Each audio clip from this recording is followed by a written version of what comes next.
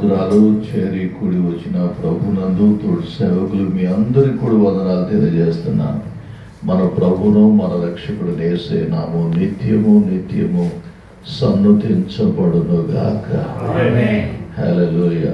నేడు మనం అందరం కూడా ఆరోగ్యవంతులుగాను సజీవులుగాను ఉండి మరి ఉండటానికి దేవుని కృప తప్ప వేరే ఆధారం ఏమీ లేదు. దేవాన్ని కృపను బట్టి మేము నిర్మూలము కాకున్న వారు.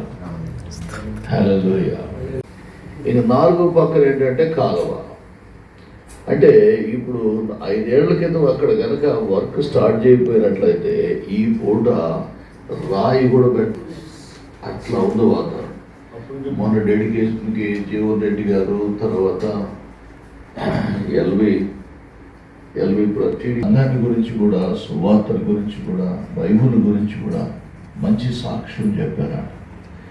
రాజకీయ నాయకులే కానీ బైబిల్ గురించిన అవగాహన, సామాజిక సేవను గురించిన అవగాహన, తోటి మనిషిని గురించిన అవగాహన బాగా ఉందా వీళ్ళకి అని అనిపించింది.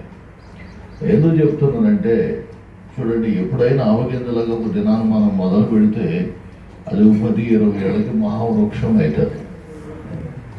దేవునికి స్తోత్రం. హల్లెలూయా. దైవజనులుగా మరి ఈ మన ప్రాంతాన్ని గురించిన బాధ్యత మన మీద ఉన్నది.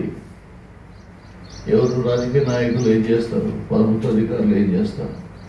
చేయరు. నీ ప్రార్థన వలన దేవుడు దేశానికి స్వస్థతనిస్తారు. నా పేరు పెట్టబడిన నా జనులు తమ్మును తాకుని ప్రార్థన చేసి నన్ను మీదకి చెడు మార్గాలను విడిచిన ఆకాశం అందరూ నేను వారి ప్రార్థన విని వారి పాపాన్ని క్షమించి వారి దేశాన్ని స్వస్థపరచుదునన్నారు. మరి యేసుతో సహవాసానికి ఉన్నటువంటి ఒక గొప్పతనం ఏంటంటే పాస్టర్ గారు సత్యరాజు గారు పాపం కాలు గారి పిల్లిలాగా ఆయన ఉదయం చక్కని ఏంటంటే ఉదయకాలం చక్కగా పెద్దల కాళ్ళు వేస్తాడు. దేవునికి స్తోత్రాలు. మరి అందరిని కూడా గ్యాదర్ చేసి చక్కగా సహవాసంలాగా ప్రార్థనలో ముందుకు వెళ్ళడానికి ఇంతకాలం మరి దేవుడు నడిపించాడు. హల్లెలూయా. దేవునికి స్తోత్రాలు. మరి కాబట్టి దావీదు సైన్యం వలె ఈ సహవాస సైన్యం కూడా అంతకంతకి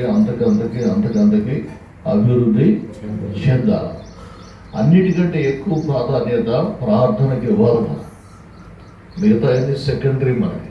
చెప్పండి, అన్నిటికంటే ఎక్కువ ప్రార్థన కదా.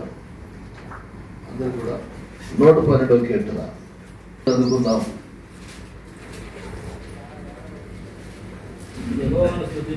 యెహోవాను స్తుతించుడి, యెహోవా యందు భయభక్తులు గలవాడు, ఆయన ఆజ్ఞలను బట్టి అధికంగా ఆనందించేవాడు. ఈ దినాన మనం దేని బట్టి ఆనందిస్తున్నాం, దేని బట్టి సంతోషిస్తున్నాం?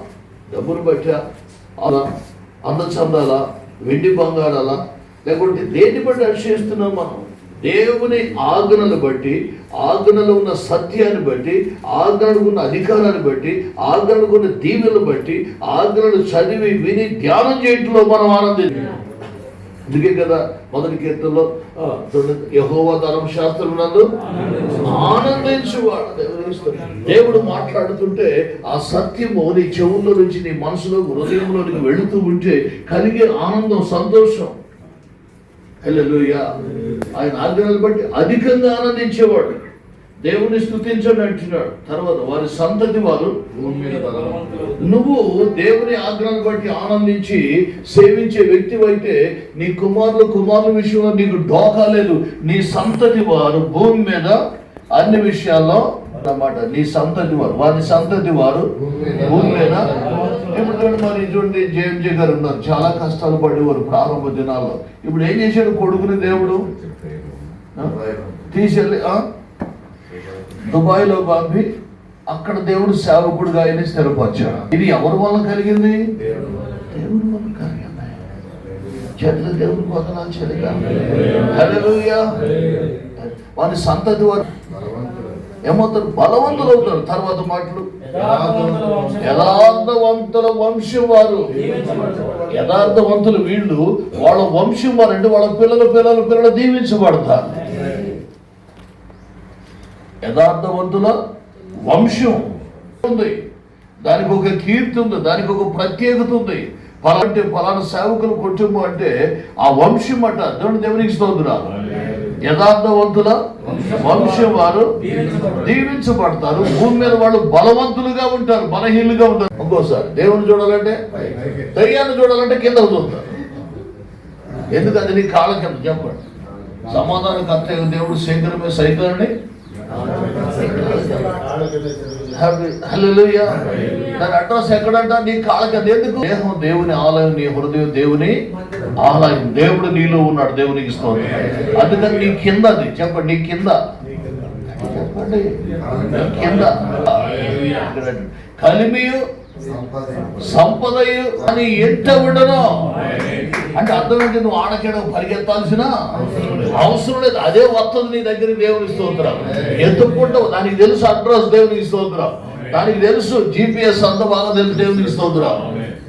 ఆశీర్వాదాలను ఎత్తుకుంటూ వస్తాయి నీ దగ్గరికి. నువ్వు దేవుణ్ణి వెతికే వ్యక్తి అయితే, ఆయన పరిశుద్ధతను వెతికే వ్యక్తి అయితే, ఆయన నీతిని వెతికే వ్యక్తి అయితే, ఆయన యథార్థతను వెతికే వ్యక్తి అయితే, యోగులాగా అబ్రహాములాగా అలాంటి మనసు హృదయం మనం కలిగి ఉంటే దేవునికి స్తోత్రం కలుగుతాడు. దావీదుని దేవుడు దీవించాడా? అబ్రహామును దేవుడు దీవించాడా? యోసేపును దేవుడు దీవించాడా? స్తోత్రం. హల్లెలూయా. కలిమియు సంపదయు నీ ఇంట ఉండును గాక, నీ ఇంటిలో యథార్థత ఉండును గాక, నువ్వు యథార్థ వంశము వారుగా ఉందువు గాక, నీతిమంతుడుగా ఉందువు గాక, పరిశుద్ధుడుగా ప్రార్థనా పరుడుగా ఉందువు గాక, దేవునికి ఇష్టడుగా ఉందువు గాక, దేవునికి నమ్మకమైన వ్యక్తిగా ఉందువు గాక, మండుచున్న దీపంగా ఉందువు గాక, ప్రకాశమానమని అంటారు. వారి నీతి, వారి యథార్థత నిత్యము నిలిచి ఉండును అంటున్నారు. తర్వాత అండి, యథార్థవంతులకి ముందు చీకటి, తర్వాత వెలుగు. అదే అన్నమాట. యథార్థతను చేతపట్టగానే ముందు చుట్టూ ఏమవుతుందట? చీకటి ఆవరిస్తాడు. ఎందుకు? యథార్థతను వదిలేస్తాడని. ఇటు వదలకుండా గట్టిగా పట్టుకుంటే దాని వెనకమాలు ఏమవుతుంది? దేవునికి స్తోత్రం. యథార్థవంతులు వంశం వారికి చీకట్లో వెలుగు ఉంటుంది. ఈ ఎముకలు తెప్పరిల్లుగా మరి సహవాసంలో ఉదయకాల ఆరాధనలో మా పాలుబంతులు అవుట కొంతకాలం నుంచి నా తండ్రి కాలం పైన ఈ రోజు నా తండ్రి మరి ఈ విధముగా మేము మమ్మల్ని ఎంతగానో ప్రేమిస్తున్నా, మేము తను కూడా మేము ఎంతగానో ప్రేమిస్తున్నా డేవిడ్ సంఘంలో ఈ విధముగా కూడుకుంటూ మీరు అనుగ్రహించిన మహాకృపను బట్టి మీకు వందనాలు. అయితే మా ప్రభువా మరి యేసు సహవాసాన్ని మంచి రచనాలుగా మా ప్రభువా మీరు దీవించండి. ఇందులో వస్తున్న ప్రతి దైవచనులు పరిచరులు అన్నిటినీ మీరు ఆశీర్వదించండి. వారి కుటుంబాలను దీవించండి. వారికి ఇచ్చిన పరిచర్యలు సంఘాన్ని ఆశీర్వదించండి. ఎవరి స్థలం లేని వారికి స్థలం అనుగ్రహించండి. చర్చి నిర్మాణం జరిగించిన వారికి మా ప్రభా నిర్మాణం జరిగించండి. మా ప్రభా ఇంతవరకు ప్రకటనలు చేసిన వారి యొక్క కుటుంబాలని అతన్ని వారు ఆశించినట్లుగా మీ కృప చూపని మనం చేస్తున్నాం. యేసయ్య దేవుని తండ్రి మా ప్రభా ఈ దినాన్న ప్రత్యేకముగా మీ ప్రియదాసులు నీకు ఇష్టలు ఎవరంటే మా ప్రభు నా తండ్రి ఇజ్రాయేల్ గారు ఇచ్చిన వాక్యాన్ని 112వ దావీదు కీర్తనలో నుంచి మా ప్రభా నీతిమంతులు ఏ విధంగా ఉంటారో దేవన తండ్రి వారికి వచ్చిన అపాయంలో కదిలించబడరని నీ తండ్రి నీ దాసుడు మా ప్రభా చక్కగా తెలియజేశారు. నిజంగా మా జీవితంలో కూడా దేవన తండ్రి కదిలింపబడకుండా నీ కృప మాకు ఈ యేసు సహవాస ప్రార్థన ద్వారా మా ప్రభా మాకు ఇచ్చిన తండ్రి ఆ యొక్క సహవాసాన్ని బట్టి లేక ఆ ప్రార్థన విధానాన్ని బట్టి నా తండ్రి మా ప్రభు దీవించబడుతున్న విధానాన్ని బట్టి మరొకసారి నేను ఎంతగానో స్తుతిస్తున్నాం, కనపరుస్తున్నాం. యేసు సహవాసాన్ని అనేక రీతిలుగా మీరు ఆశీర్వదించమని మనం చేస్తున్నాం. నా తండ్రి మా ప్రభు ఈ సహవాసాన్ని నా తండ్రి మా ప్రభు ఇందులో మా ప్రభు ఉంటున్న నా తండ్రి మరి పెద్దవారిని మా ప్రభు పేరు పేరు వర్షం పెట్టి దీవించండి.